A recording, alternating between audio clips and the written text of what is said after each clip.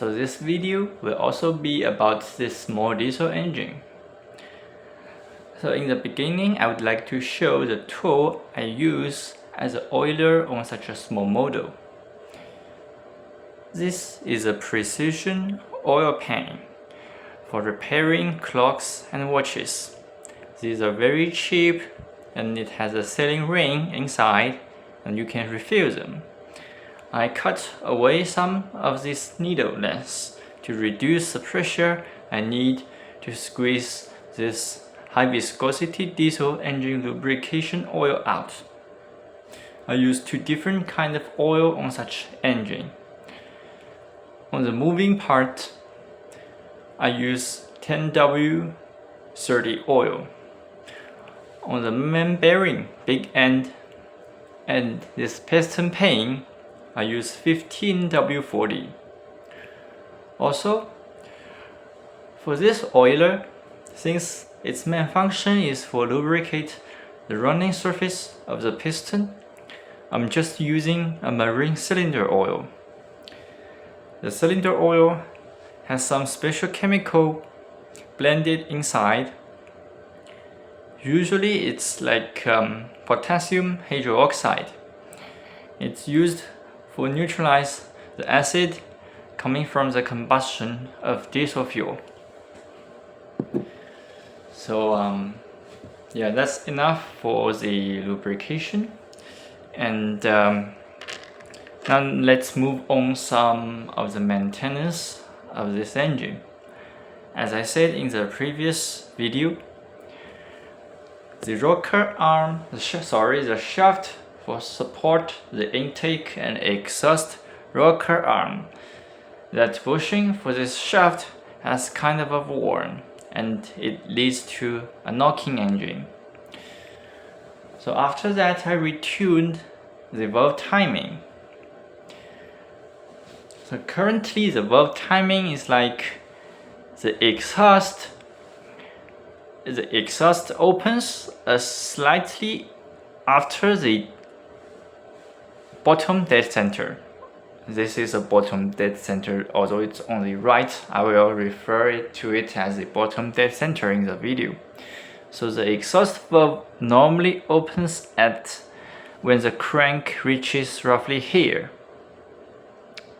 like 30 degrees after the bottom dead center, and the exhaust valve opens until the top dead center.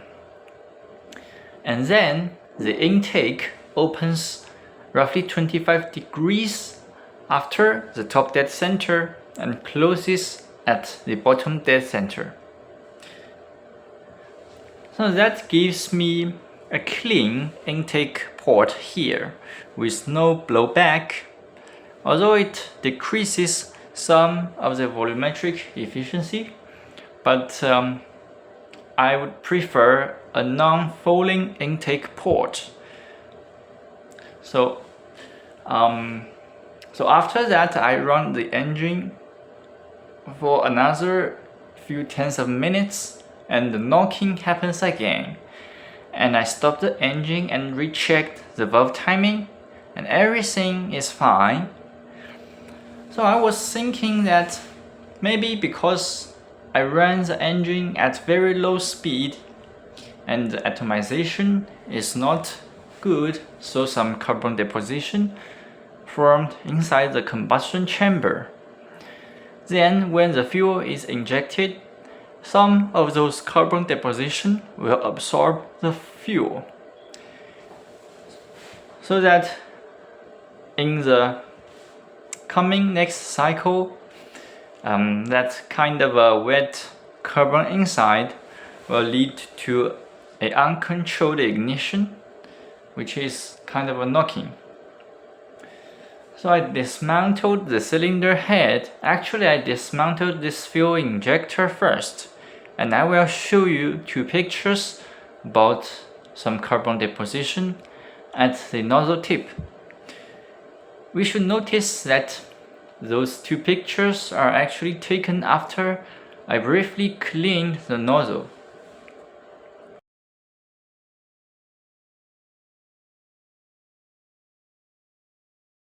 So after I have seen such a heavily folded up injector, I decide to disassemble this cylinder head, also because I feel like the exhaust valve is a little bit leaking, because when I hand crank the engine and I use my finger to block this exhaust pipe, I can hear the pressure build up when I release my finger. So I dismantled this cylinder head and found it's heavily folded inside the combustion chamber. It's kind of a half soft and half hard carbon deposit inside that cylinder head fire surface. And I dismantled two of the valves.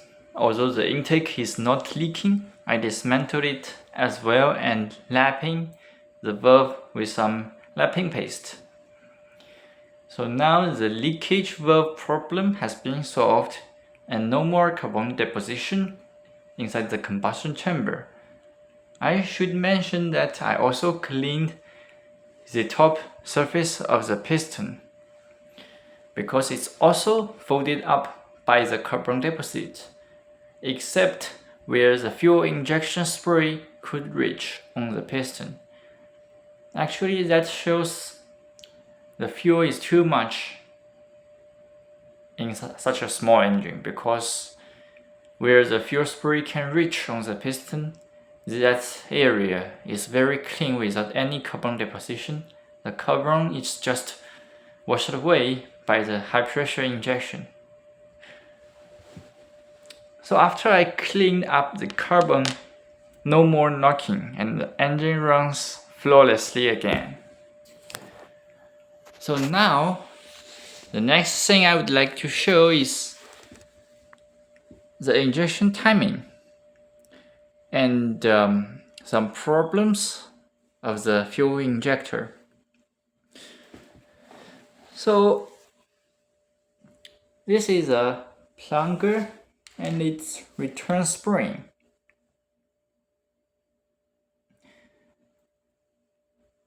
This is kind of a stroke limiter, so that this plunger will not travel too far away. So let's watch when will this plunger start to move downward.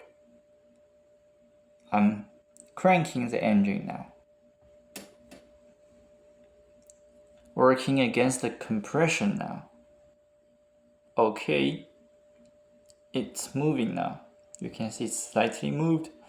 So let's take a look at where the crank is. Sorry about the focus, but currently I'm only using one of my hand, so I cannot adjust the phone. So the crank, I would say it's like 85 degrees, not 85, it's 95 degrees after the bottom dead center. Yep. So yeah, that's when the plunger starts to move downward. But the more important thing is when the injection starts. So actually I have dismantled this pump inlet to see, the pump outlet, to see when actually the fuel starts to be pressurized out.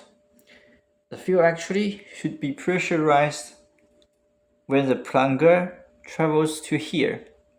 So let's take a look at where the crank is at. I would say it's roughly 40 degrees before the top dead center.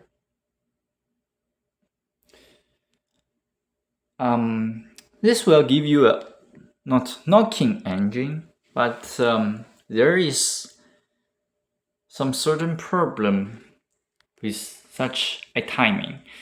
That is the fuel injector. So here is a rocker arm for the fuel injector, As we have discussed, this is a fuel injector needle valve. This is a pressure spring, and this is your pressure adjustment. So you could see that this pressure adjustment is much turned in, and actually there's barely a clearance inside this thing.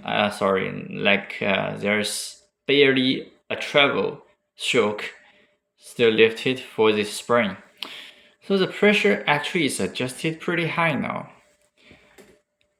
The reason for that is actually now this injection timing will lead to the pressure inside the cylinder build up faster. Actually, it's not faster, but I mean the cylinder pressure at some I don't know how to say it, but at a certain time, the pressure inside can overcome this high pressure fuel line pressure, and then the gas will flow back inside this needle, and you can actually hear it, and you can actually see this rocker arm being pushed violently against this main block. It actually knocks to that block, and the movement is like 2 millimeters.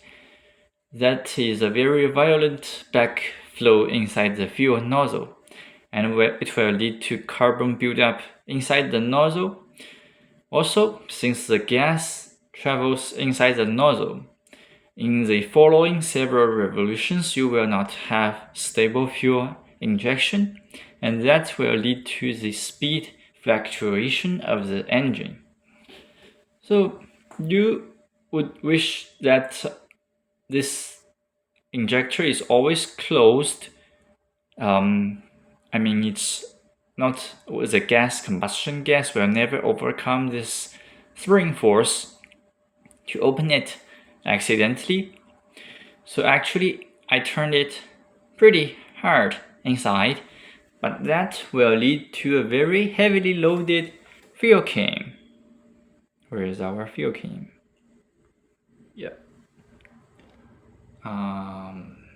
This is our fuel cam. It will lead to a very heavily loaded fuel cam and cam follower.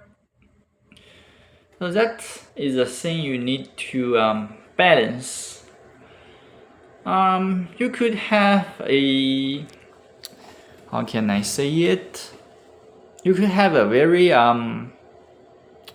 aggressive or like injection timing earlier than this, and that will be better actually, because the pressures, the residual pressure inside the nozzle actually still not being released, and the residual pressure inside can help to overcome the gas combustion pressure inside. So actually you don't need such a high spring tension on it.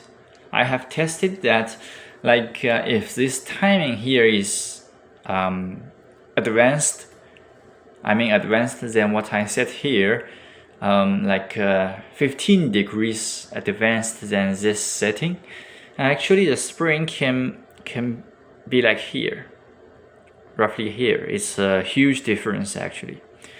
And yeah, and also when that backflow inside the gas backflow inside the nozzle happens, you could see some bubbling inside this return fuel line, and sometimes even black smoke, black oil from the fuel line. That's very severe. So that's basically the thing I would like to share. And there are two other things I would like to share. I would think they are important for me, but let's see. So since here we are not having a very good lubrication of the cylinder piston mating surface, we could use two-stroke oil in theory, right? And the two-stroke oil will help to lubricate the pump element as well, also the nozzle. But actually I have tried that I would say maybe 2 weeks ago or so, and it actually always leaded to a bended connecting rod. I'm not sure if it's the certain two-stroke oil I'm using has that problem, but I was using the Champion, black bottle Champion, which I use in my motorized bike daily. It works well, but it always leads to a severe knocking and a bended rod on a diesel engine like this. So after that, I just simply use a pure diesel fuel. Since the diesel fuel has very good lubricity as well, I don't bother with the lubricant anymore in the fuel. One last thing is, since I talked about how I mounted the piston ring in this engine, that kind of a mounting position, I said it's functioning kind of like a safety valve, but it also leads to a much shorter life of the ring because the high temperature gas can actually flow passing by the surface of the ring, and there's no pressure buildup in between the ring groove and the ring to help expand the ring for a better sealing. So what I did is that since I found there are 2 grooves on the piston, I mounted a second ring beneath the, so not beneath, but just in the second groove in the piston. I believe that the designer actually, when he designed the piston, he was thinking about the same. We could mount 2 rings there, but he only mounted one of them. And after I mounted 2 rings and run the engine, I immediately know why. It's because since we are actually using Viton rubber rings, not actual steel rings. Normal steel rings, they have kind of a slot in the joint of the ring, right? So that kind of a 2 rubber ring configuration will lead to a pressure buildup in between those 2 rings, like the tiny air space made up with the 2 rings and the piston body. The pressure will build up there and expand those 2 rings, and tremendous friction between those 2 rings and the cylinder liner will form. So every time when I try to fire the engine with those 2 ring configuration, the engine will start, but after it starts or experience maybe just one knocking event, the tremendous amount of pressure leaks through the first ring, and the pressure built up in between the 2 rings, and the 2 rings got expanded, and tremendous amount of friction lets those 2 rings grab the liner, and the engine will stall.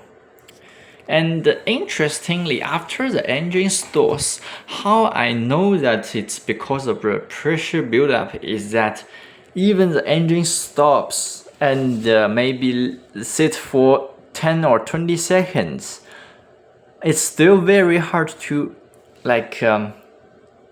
manually turn this flywheel. You can actually feel there's something wrong with the engine moving parts. Like some parts may have I don't know how to say, just not lubricated well, maybe have been badly scored or something like that.